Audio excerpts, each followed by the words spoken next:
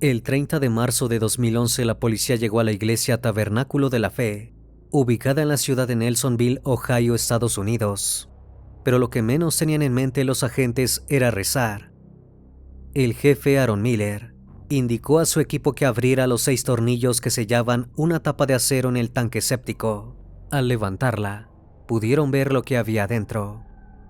En aquella misma iglesia, la mujer cuyo cuerpo yacía escondido en la fosa se había casado. Aún llevaba puesta la ropa que utilizaba la noche en que se le perdió todo rastro. Luego de dejar a sus 3 hijos pequeños en casa con su nueva pareja, ¿quién podría haber profanado ese lugar sagrado? O mejor dicho, ¿quién es? Buenas noches, bienvenidos al Criminalista Nocturno.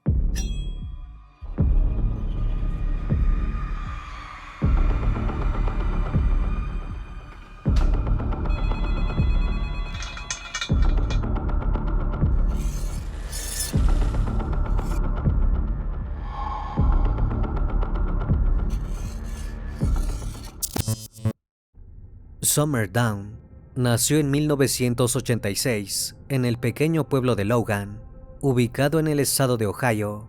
De su padre biológico no se sabe nada, pero su madre Debra conoció a Michael Koch poco después de dar a luz y empezaron una relación. Pronto la pareja se casó y Mike, como le decían sus allegados, adoptó legalmente a Summer como su hija. Incluso le cedió su apellido, siendo Summer Koch el primer nombre que figura de ella. Fruto de la unión entre Debra y Mike, nacieron luego Courtney y Joy, hermanos menores de Summer. La familia entera continuó viviendo en Logan. A pesar de ser conocido como un pueblo bastante austero, los Koch no pasaban por una mala situación económica. Debra trabajaba en una firma de abogados y Mike era profesor en la universidad más cercana. Lo que sí tenían en común los Koch con su pueblo era la devoción con la religión. Asistían con regularidad a la iglesia Tabernáculo de la Fe, cerca de la ciudad de Nelsonville. Fue allí donde a los 18 años Summer conoció a quien creyó que sería el amor de su vida. Durante un picnic, conversó con un joven de un año mayor que ella, llamado William A. Imantu, apodado Willie. Él y su familia eran miembros activos de la iglesia. El padre de Willie había ayudado a construir el recinto y tocaba la guitarra y el piano en los servicios dominicales. La conexión entre Willie y Summer fue automática. Ella lo veía como un joven amable, educado y cariñoso. Su familia también le parecía idílica. Tanto la madre Sandy como el padre de Willie, Bill, la trataban con mucho cariño. Sandy incluso veía a Summer como su hija y se volvió rápidamente muy cercana a ella. Siempre la defendía si alguien se ponía en su contra. Durante el año 2004, Summer se graduó de la preparatoria de Logan, a la que Willie también había asistido, y contrajeron matrimonio. Fue entonces cuando todo cambió. Los Seaman tenían una idea muy concreta de la familia.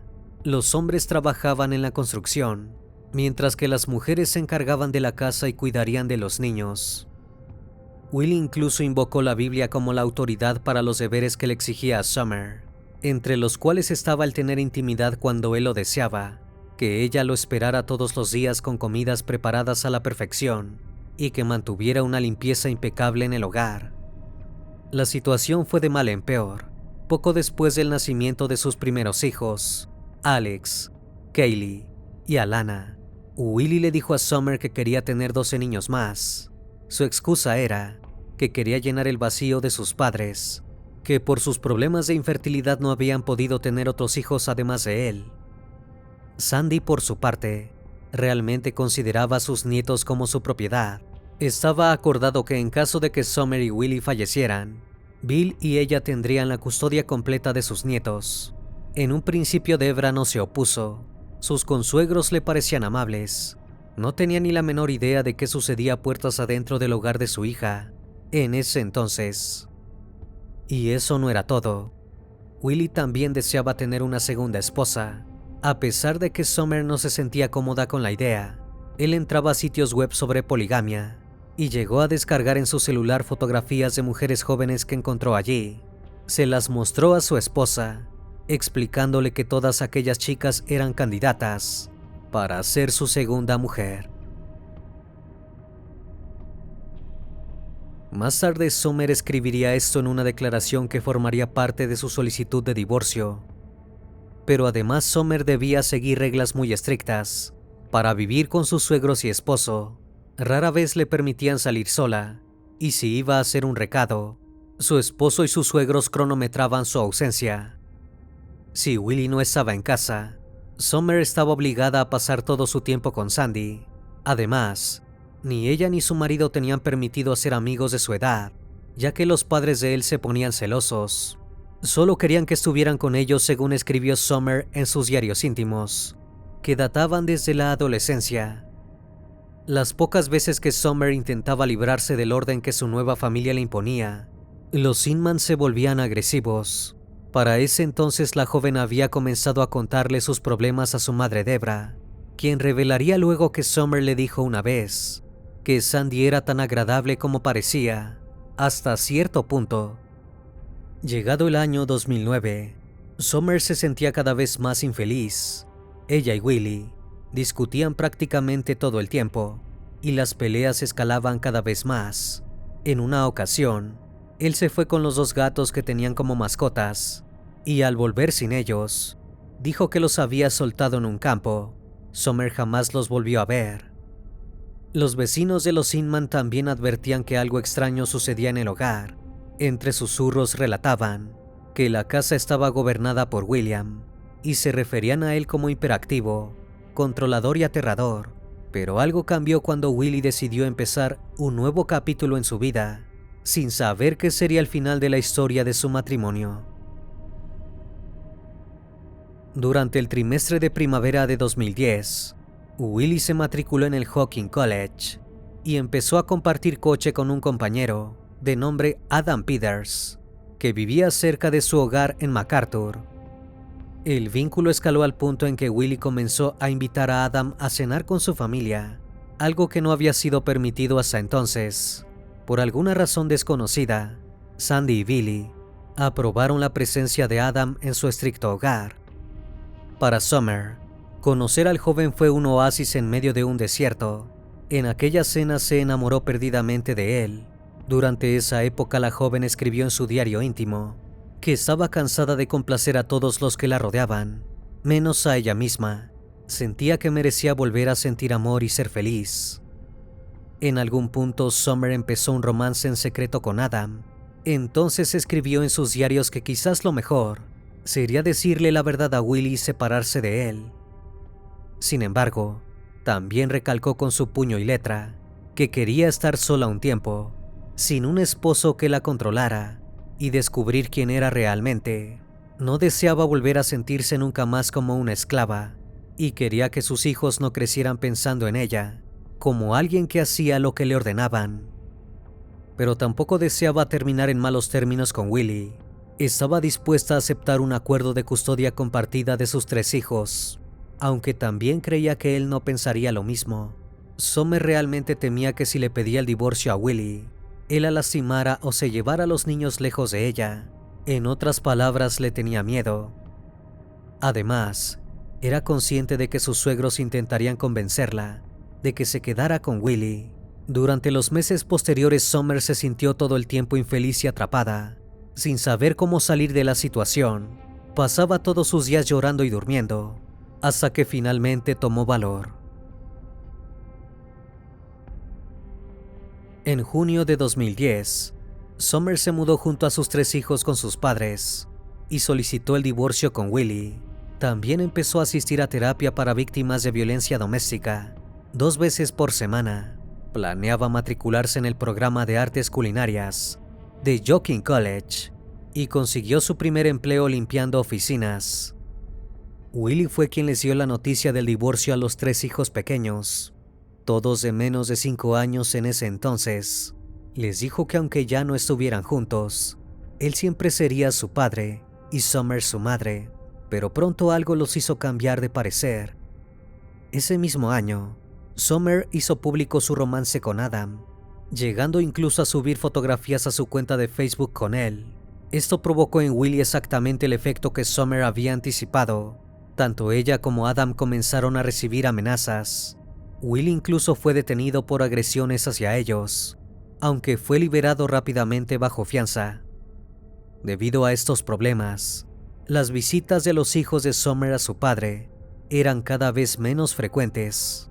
Su ex-suegro también comenzó a acosar a Adam e incluso llegó a ser sentenciado a una pena de cárcel suspendida y a la libertad condicional en diciembre de 2010. Desde entonces se concedió una orden de protección civil.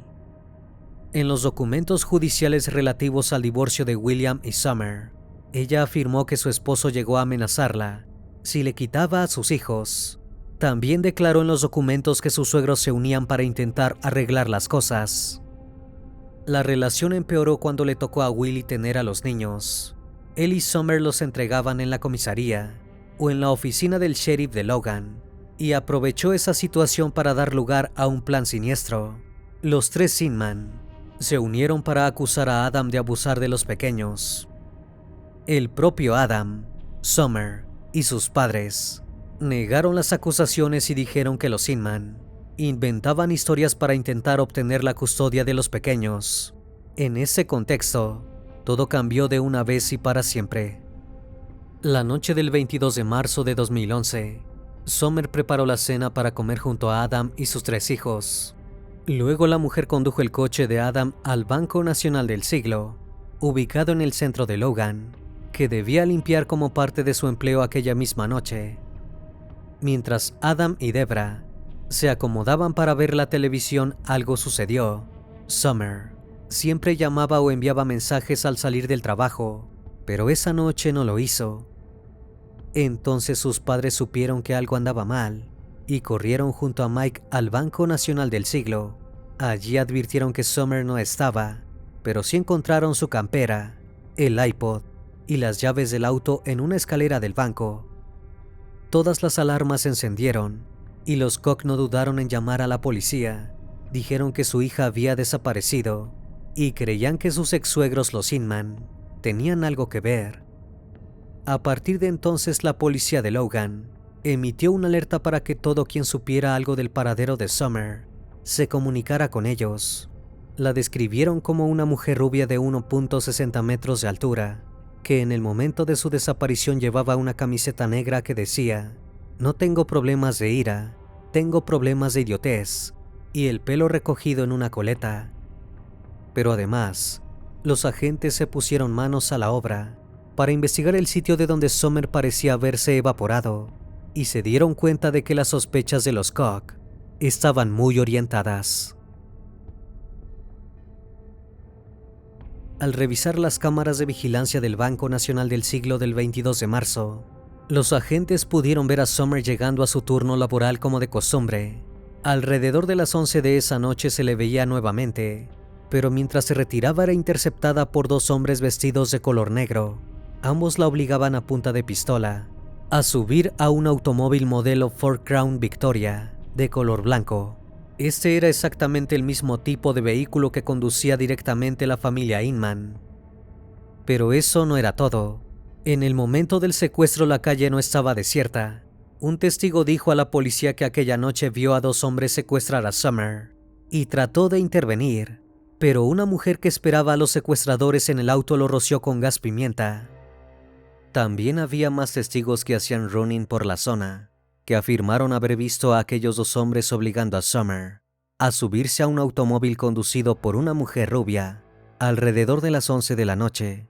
El contenido de las cámaras y lo narrado por los testigos coincidía. Una vez que la policía se dispuso a interrogar a los Inman, Sandy y Bill afirmaron que su hijo no había estado en el pueblo la noche de la desaparición de su ex esposa. También afirmaron que entre esa noche y el 23 de marzo, los tres estuvieron en el área de Cleveland, varados porque su automóvil se había averiado.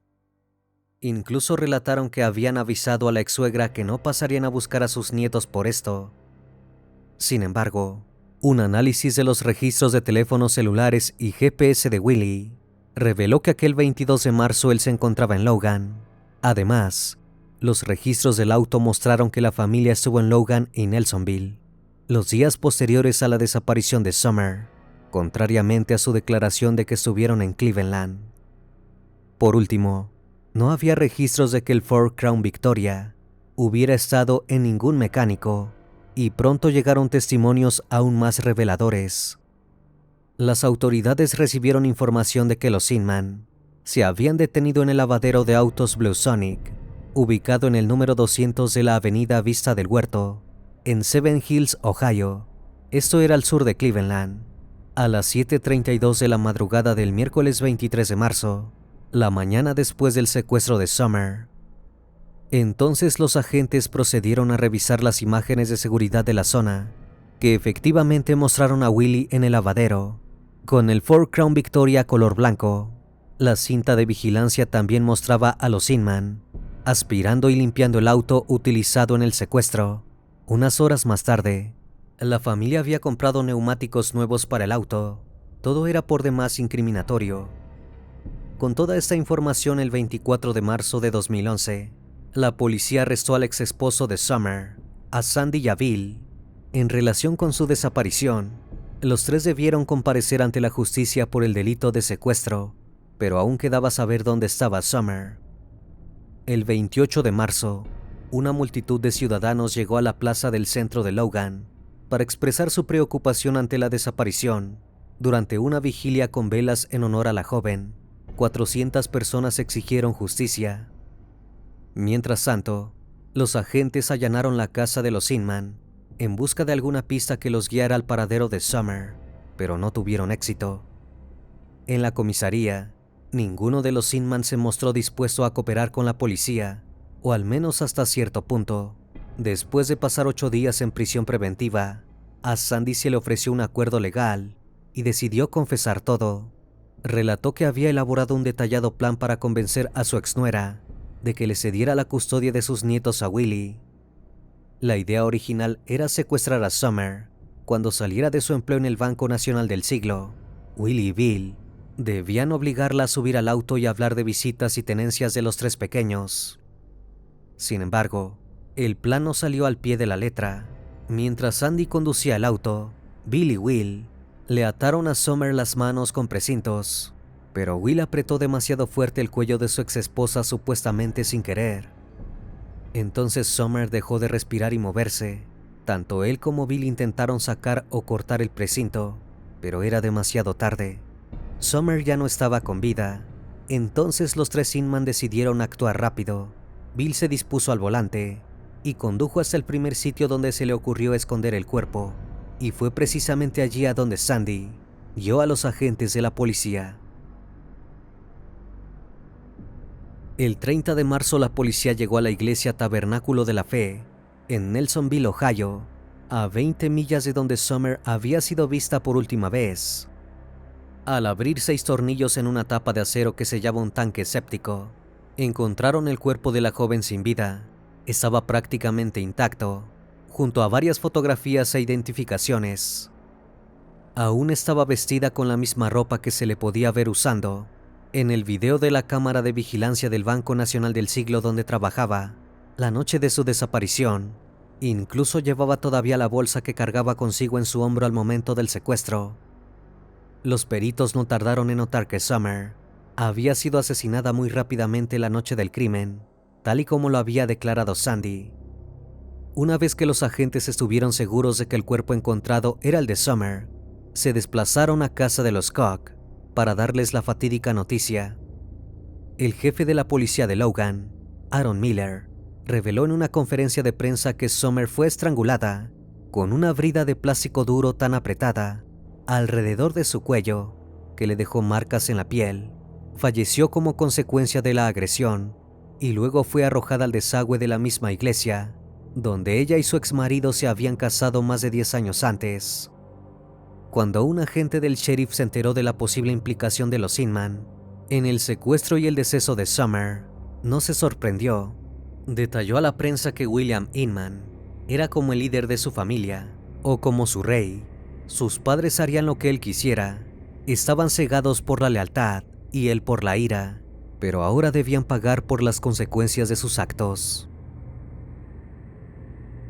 El 25 de mayo de 2011, un jurado imputó a William Inman II y a su padre William A. Inman de 2 cargos de asesinato con agravantes. Los 2 hombres fueron también acusados de secuestro, manipulación de pruebas y maltrato grave de un cuerpo. Además, podrían enfrentar la pena capital si eran declarados culpables de asesinato agravado. Sandra Inman, por su parte, fue acusada de los cargos de secuestro por ayudar a su hijo y a su marido a raptar y asesinar a Summer en el juzgado del condado de Hocking el 30 de mayo. Las autoridades afirmaron que Summer había sido asesinada porque había solicitado el divorcio y buscaba obtener la custodia de los 3 hijos pequeños que tuvo con Willie. Durante el juicio, Sandy continuó afirmando que el secuestro fue idea suya para poder hablar con Summer sobre cómo pasar más tiempo con sus nietos, y que Willie la estranguló accidentalmente. En una declaración al jurado, Bill se disculpó con la familia de Summer, expresando que lamentaba sus acciones, pero que no podía deshacer lo que había hecho. Los 3 Inman pidieron perdón a la familia de la víctima, pero los Koch no consideraron creíble su confesión. Realmente pensaban que el asesinato había sido planeado desde el primer minuto y que Sandy había minimizado la responsabilidad de su esposo e hijo. No obstante, sí creían que la mujer estaba verdaderamente arrepentida de haberle arrebatado la vida a su exnuera. Siguiendo la recomendación del jurado, el Estado leyó declaraciones escritas por familiares de Summer Inman. Su madre y su padre escribieron sobre Willie. Asesinase a una dulce y amorosa madre de 25 años porque no quiso quedarse. La hermana de Summer agradeció al jurado su declaración. Antes de dirigirse a William Inman Sr., le dijo: Bill, que nunca olvides la luz que tomaste de este mundo y que se haga la voluntad de Dios. El hermano de Summer también se dirigió a Inman padre en su declaración, llamándolo un matón y no un hombre de Dios. Te llevaste un alma hermosa con amor y compasión, escribió. El abogado de Bill, por su parte, declaró que su cliente simplemente ayudó a su hijo a limpiar el coche.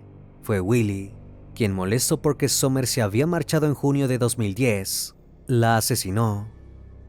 Incluso declaró al jurado que Willie se encontraba bajo la influencia de su estimulante recetado, clorhidrato de fentermina, Mountain Dew dietético y adrenalina, cuando tiró de la brida y dejó inconsciente a su exesposa en 10 o 15 segundos.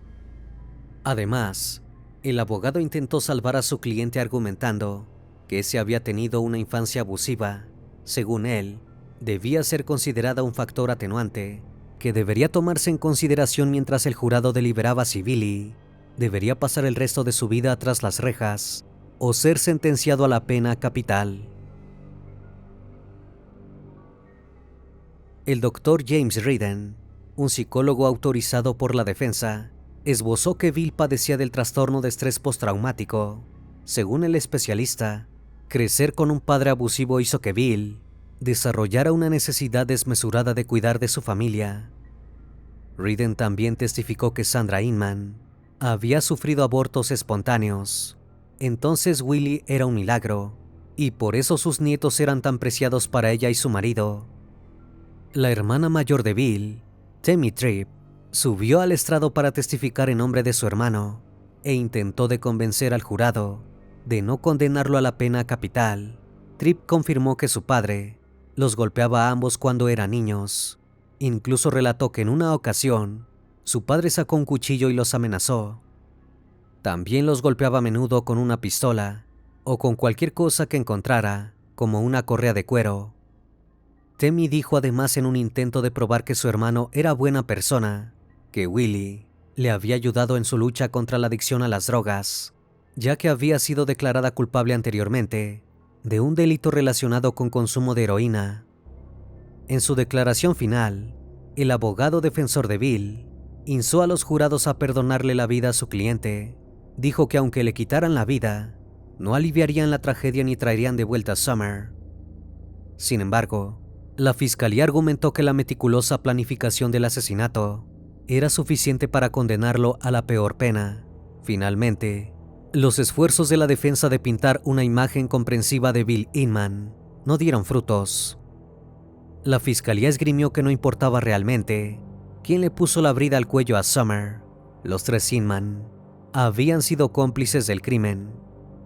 A principios de junio de 2012, William Inman II fue declarado culpable por su participación en el homicidio de Summer y condenado a cadena perpetua sin posibilidad de libertad condicional.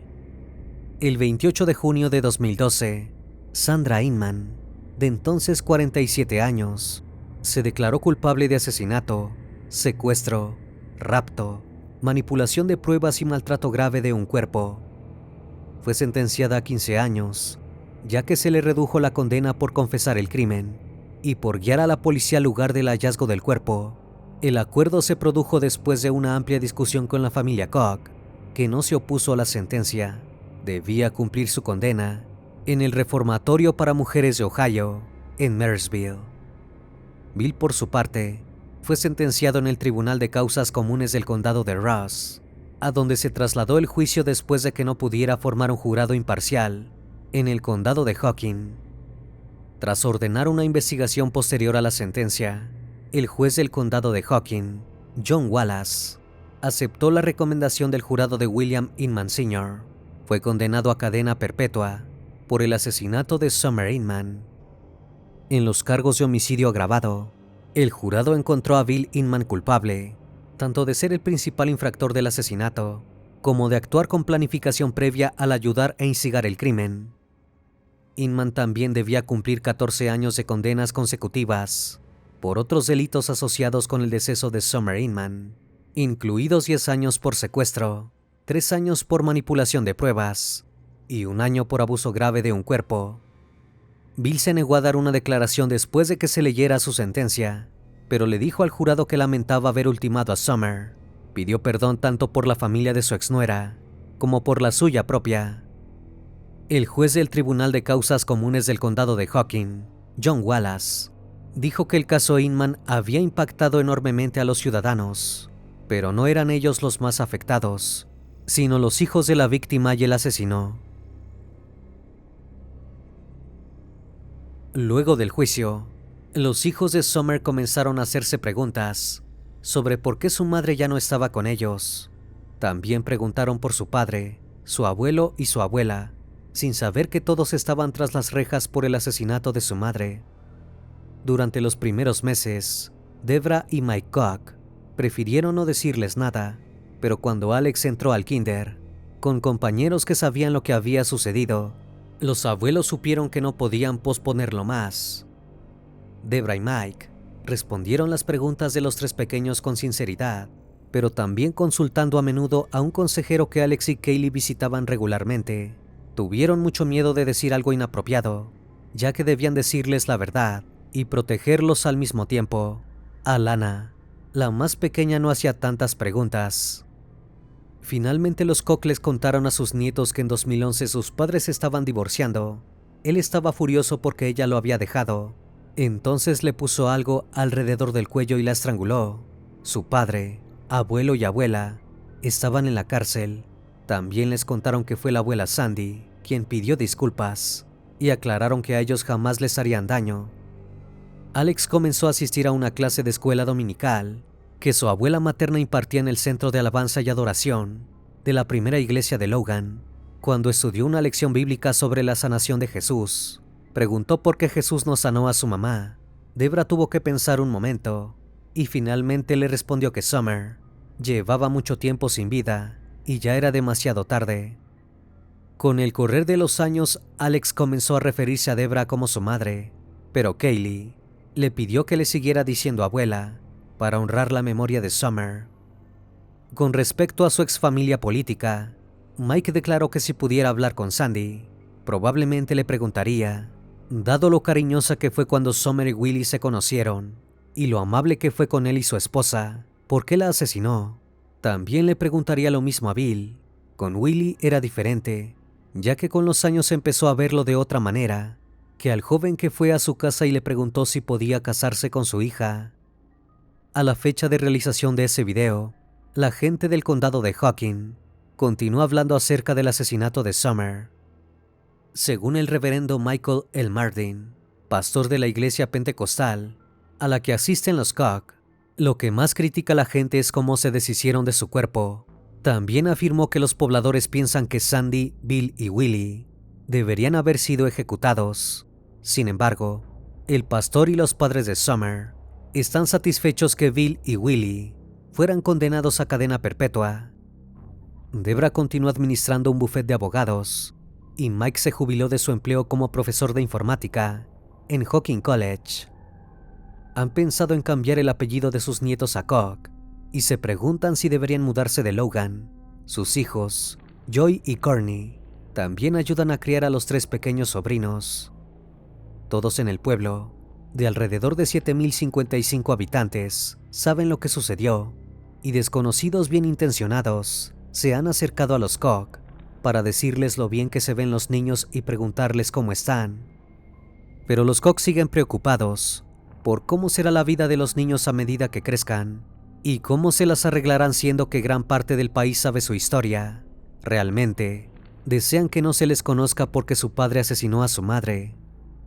Willie no solo le quitó la vida a su esposa, sino que además le arrebató a sus hijos la posibilidad de crecer con una madre que los amaba.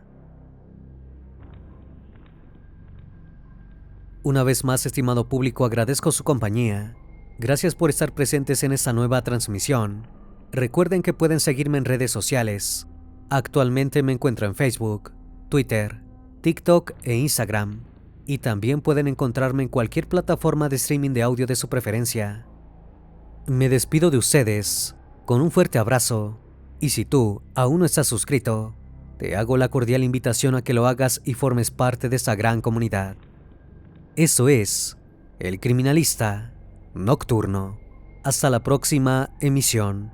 Buenas noches.